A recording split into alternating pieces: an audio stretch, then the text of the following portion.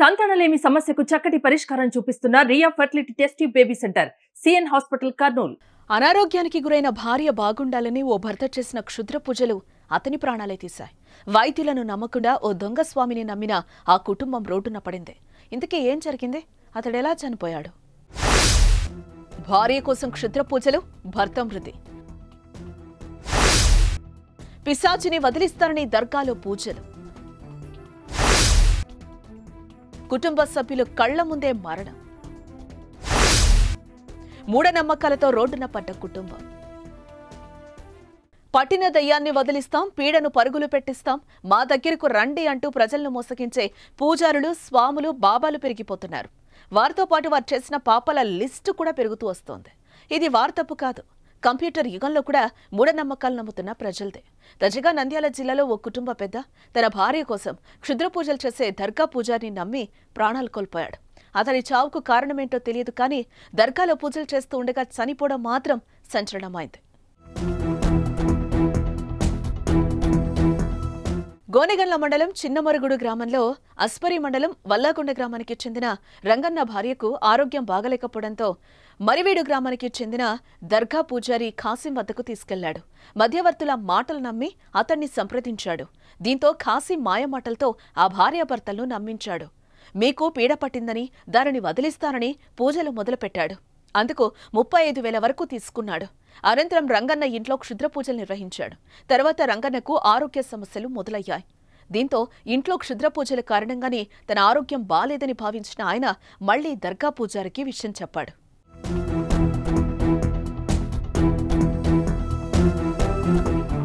దీంతో అతడు ఆసుపత్రికి వెళ్లొద్దని, తన వద్దకొస్తేనే తగ్గుతుందని చెప్పి బుధవారం ఉదయం చిన్నమరివేడు గ్రామంలో ఉన్న తన దర్గాకు రావాలని పిలిచాడు.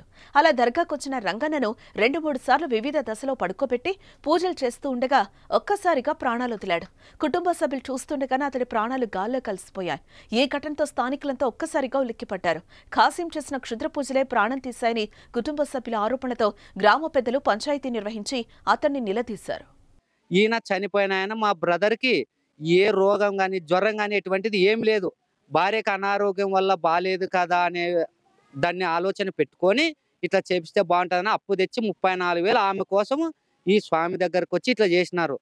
మంగళవారం రోజు అలా పూజ అయిపోయిన తర్వాత బుధవారం పొద్దున గొర్రెలు పోయినాడు. బాగా సాయంత్రం వరకు ఉన్నాడు. నైట్ 10 గంటలకు భోజనం చేసినాడు. పండుకున్నాక ఏమైందో ఏం లేదో తెలియదు ఆయనకు. అక్కడ నా భర్త ఆరోగ్యం అన్ని బాగున్నాడు కదా, ఇట్లా పడిపోయినాడు. ఒకసారి పాల్చెర్లు అంటాడు, ఒకసారి కడుపు అంటాడు, ఒకసారి దొమ్మలు అంటాడు. లాస్ట్ కుటికొచ్చి ఇట్లాగే కుటికి తప్ప వేరేది ఏం పట్టుకోలేదు. మరి దీనికి కారణం ఏం స్వామి అంటే, నేనున్నాను కదా, ఆయనకి ఏమన్నా అయితే నా తల ఇస్తా, మీరు ఉండండి, నన్ను నమ్ముకునండి అని పొద్దున 6 గంటలకు వచ్చిన వాళ్ళు ఇదిగో అదిగో అనుకుంటా సాయంత్రం లాస్ట్కి నీ భర్తకి ఏం కాదు అని ఆయన ఈ వీపు పైన ఇలా కత్తి తిప్పినప్పటికీ, ఇలా ఎలకలు ఒకసారి బార్లు ఒకసారి వేసినప్పటికీ ఆయన స్పృహ పోయింది, ప్రాణం పోయింది.